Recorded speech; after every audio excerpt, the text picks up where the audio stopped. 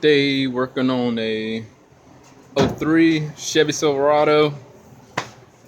This is just a continuance of a video that I did not make. So I had to. I'm addressing oil leaks, and on this one I did the intake gaskets, the lifter cover, replaced the O-ring for the cam position sensor in the back of the motor here, and the oil pressure sensor. So the valve cover's been done on this car, and there was other issues that it had some other leaks. It had quite a few leaks going on with this truck. The guy loved this truck. I understand. Superficially, it's just not that appealing, but that's not why it's here. The guy wants the truck taken care of, all the oil leaks taken care of. So I did everything up top. The valve covers are done before. That was like a year ago. It's not leaking. I replaced a lot of miscellaneous items on here over the course of a year and a half. And we have a bad leak coming from the rear main seal, or either the rear main seal housing that more than likely is going to be that. So let's hop under there. All right, for those who don't know, we're at the bottom of the vehicle. You know, some people on YouTube are not that bright. I'll be honest, man. They'll ask the dumbest questions. All right, look, this is what's happening. Oh, shucks. So even after resolving all the oil leaks up top, letting the car run, it will not leak inside this inspection cover here. So it would not leak inside of there. This little access port. It'll leak from the sides down to the side over here, and it'll leak around and just drip. So I'm gonna be honest, this is not my favorite job. I hate doing four-wheel drives. I really do. I really do. So the plan simply is to try to not drop this transfer case. I don't want to, but if I have to, it's going to come out. I'm pretty sure it'll make life a lot easier, but I'm going to use various extensions to access those bolts up the top of the bell housing there. And once I take this cross member out, I'm pretty sure the transmission and everything will drop low enough to get where I need to get to. Let me see. And I'm more like, I know I'm gonna have to pull this transfer case out. I just know I am. So even if I have to, hopefully once I get that out, I'll have room, it looks like, to pull the transmission back, and I could probably get about 8 inches of clearance to where I can access that housing comfortably. So we'll see about that when I get to that. But I do believe taking this transfer case out is gonna be a necessity. But the less the better. Let me plan this. Let me see what I want to do.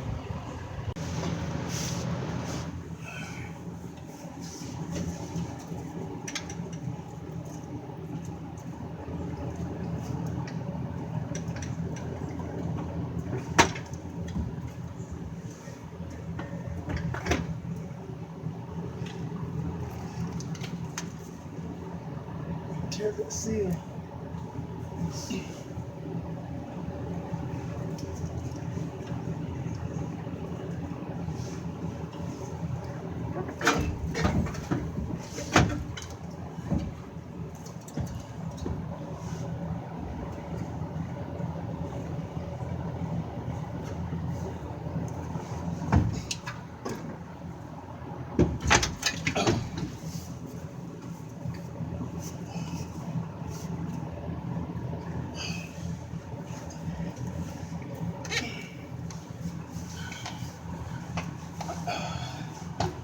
Damn it. Oh, shit. Oh, I can't believe it. But the manufacturers really thought about us.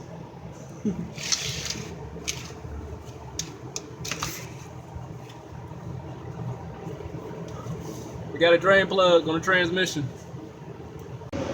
We're in a transmission tunnel here, where a dry shaft will be going. It was connected and transfer case. So I got the transfer case out, the dry shaft, of course, the exhaust. I went ahead and pulled that down. Surprisingly, those bolts that came off from the downpipe was very easy. It was concerning. I'm like, why is this too easy? And then I broke them loose without penetrating oil, and then shot some lubricant up there, and it just instantly made it easier. You know, the ideal conditions of using penetrating oil. So I got what looks like. Let's see. I got the light back there. I can sort of bend down in here now, but I got what's looked like pretty good room up there to access those bolts at the top of the transmission. I'm gonna get those oil cooler lines off next, since I got the room to conveniently remove those quick connects. Those are pretty bad.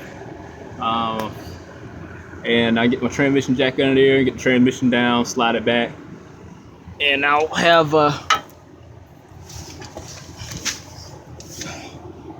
plenty of access to work on resolving that oil leak that we're going to be looking at shortly. So let's get to it. Oh, I'm about 2.5 hours in, I think. Yeah, I think about 2.5. I like 2 hours, if that. Maybe like an hour and a half.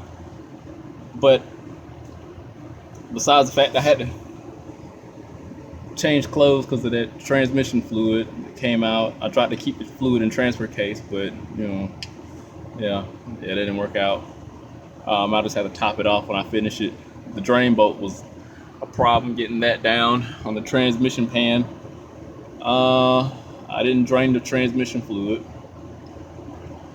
So even with this transmission, I'm very weary about putting new fluid in here, only because I don't want this transmission to have any slippage problems. I don't know if it's I don't know which model this is. It's a 4L60E or whatever, but you know, these are good for having slippage. I just don't want to touch it. But other than that, the next view should be the seal and the seal housing, the remain seal and seal housing. So we'll take a look at it, see how that's leaking. Probably show you the flywheel before I start pulling that out. But this is why I don't like working on 4-wheel drives. I mean, you have to do all this just to get to the area where you can start pulling off transmission bolts and bell housing bolts. I mean, really, it's like time wasted to me. But you know, without 4-wheel drives, what's gonna haul those forwards when they have problems, right? Yeah. So, all right, let's continue on.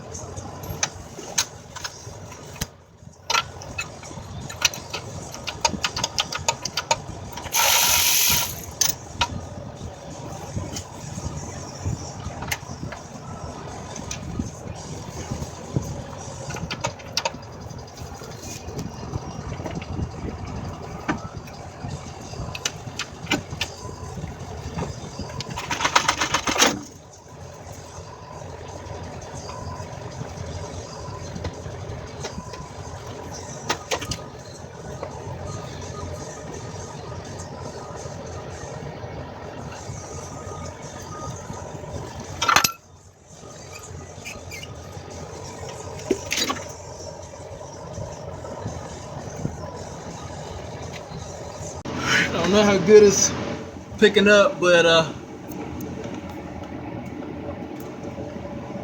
got the rear main seal here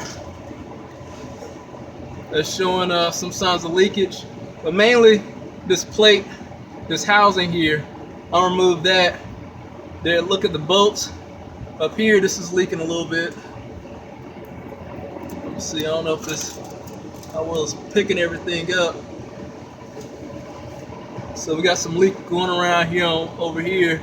So I'm assuming it's probably trickling down from the top, or either the rear main seal is throwing it up and it's getting splattered everywhere. So either way, I'm gonna leave it like it is. I'm not gonna clean anything up now. I'm just gonna remove the housing and check everything from there.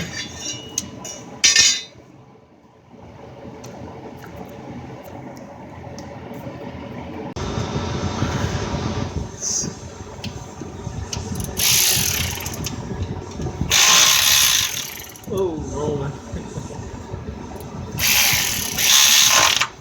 Getting a little happy.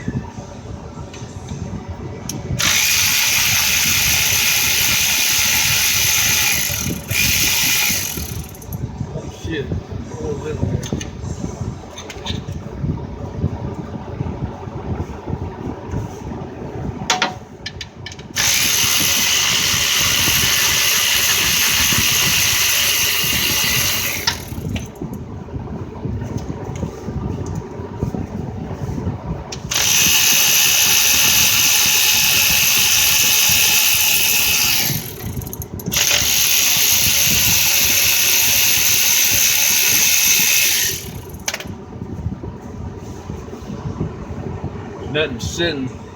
Nothing should leak out, so it won't be the first I had an oil bath today anyway, so let's see, just to a minimum.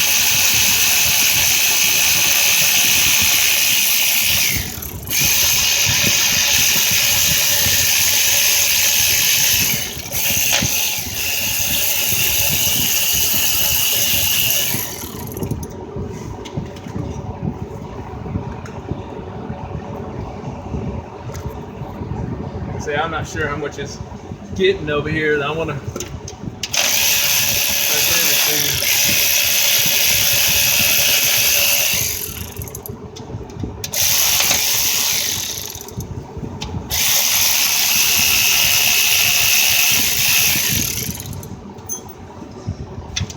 the new kit came with new bolts. Got a little dripping going.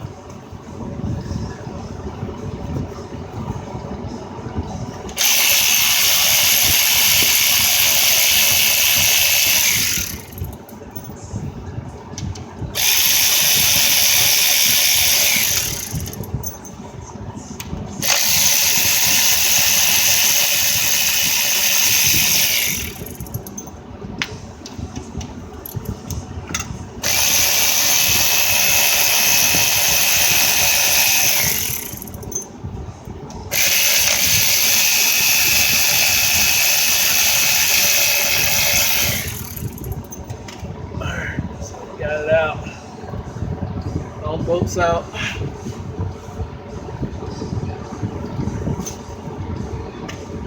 Maybe some taller jack stands.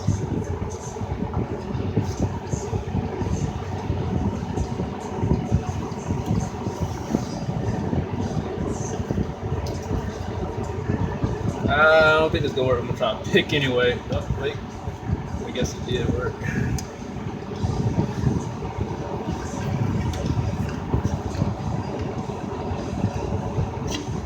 Alright, let's cross our fingers. I never pulled one of these off, so I don't know if I'm gonna get an oil bath or not. Alright. Seal.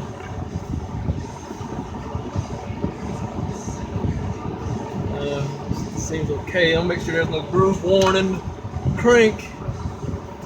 Yeah, seems to be fine. Now, from what I understand, it's a possibility that these seals will leak up here. Oh wow, it's plastic. The plastic rubber just broke off. Oh gosh. I hope it didn't. Oh, here you go. It just broke right on off.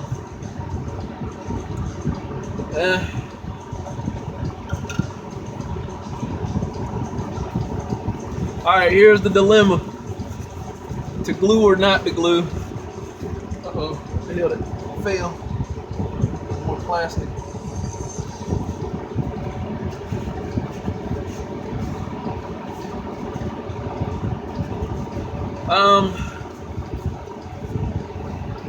What I might do, I'm thinking about just putting I could either use copper spray or gray glue. I mean, I just want some insurance. I don't want this to leak anymore. I could, on the new one, put the copper, or spray with copper spray, or just put gray glue on the outer edges here. You know, reasons being, the Toyota motors I've rebuilt don't develop any leaks with the sealant, so why not use it on this vehicle that don't have sealant on it? I mean, I really don't want to go through this again. I'm not saying I don't trust my work, but this is a little too extensive to not have any type of insurance. Now I could just spray with copper spray, which I probably might do. It's not like it has extreme torque, but the copper spray might suffice. But at the same time, gray glue might be a better option. Putting a thin coat on there, that joker sure enough ain't coming off then. Well, you wouldn't even think about leaking. So yeah, I'll probably just use the gray glue. I gotta hit those corners anyway.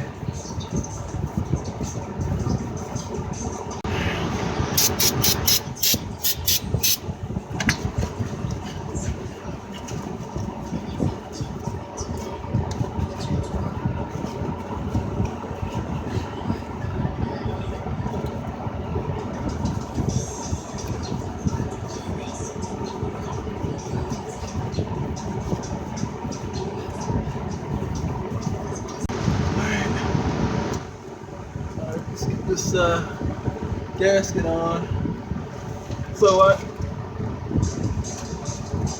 I sprayed it with copper spray instead. Make sure we get this on right.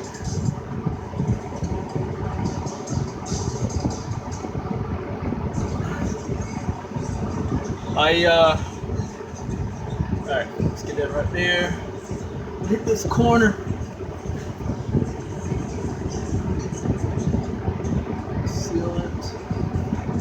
Corner.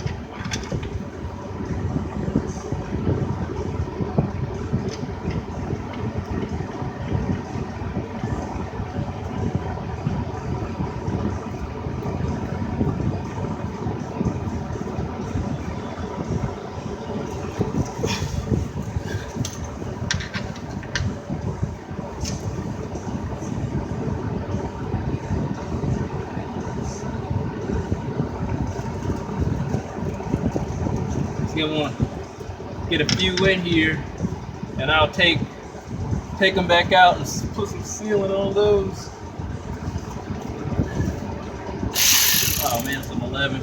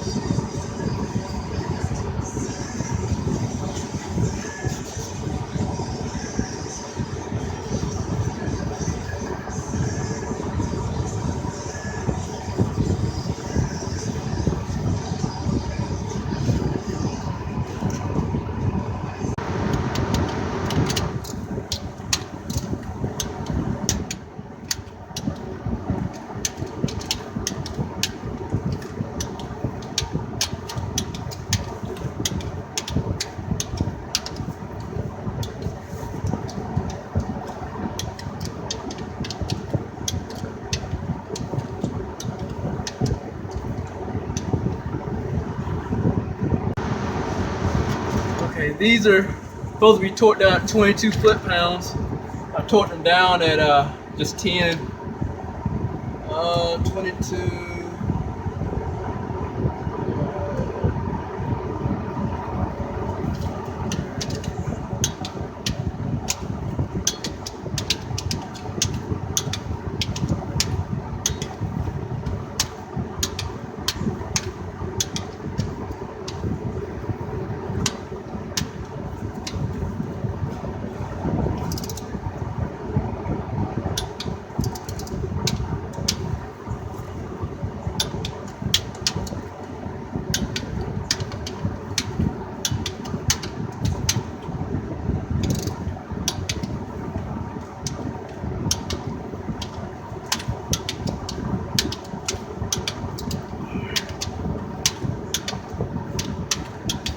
Alright, so everything's in. I'm gonna clean it up with some brake cleaner.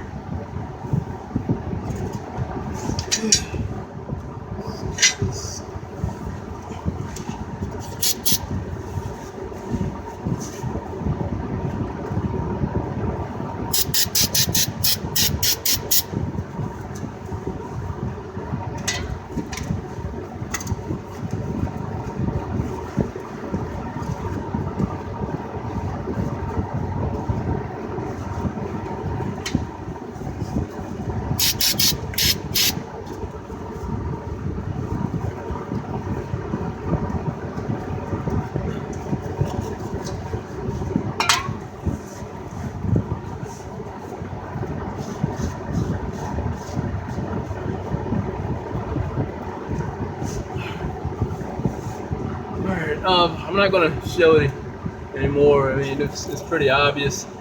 If you can't take a transmission out, you'll need to be doing this. So at the same time, hell, even if you can take a transmission out, still fuck things up. But you know, as long as you can fix it with a logical mind. So new seal, new housing, all this was about $60-something. Came with the new bolts, and the crank seal was integrated with the housing. It was, like I said, what was going on with this one, this had an oil leak from the sides, from the side here. The engine would run, it will leak down from the sides. The engine spins clockwise, so from back here is I'm looking up at it, it's spinning clockwise, so it'll throw the oil down around here. Once we removed the housing here, saw that the seals were broken. There was oil inside the bolts. Got that taken care of. It's cleaned up now. I want to get this flex plate back on the same spot. It's facing down. It's facing down like so. I'm gonna clean the back of it off.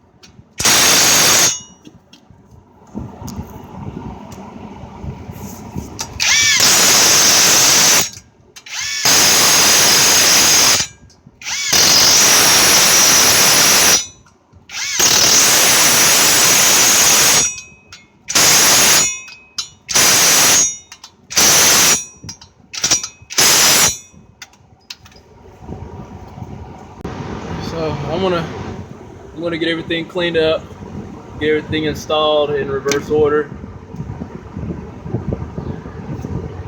Hopefully it shouldn't take too much longer. Once I get everything bolted back up, it should be just smooth sailing from there. The biggest problem was just getting all the bolts from the top of the bell housing loose, but you know, I'm on the ground. What I'm using as far as holding the transmission, I'm using the Harbor Freight transmission jack here. It seems to be working perfectly fine. Hopefully I don't have to change this pan out. I'm hoping I don't. I hope that fluid's just from the rear housing or the extension housing just leaking and getting on there. So, but using the Harbor Freight transmission jack, that worked out perfectly fine. I can't begin to tell you how many transmissions I've done, front wheel and rear wheel drives and four wheel drives, and it worked out pretty well. So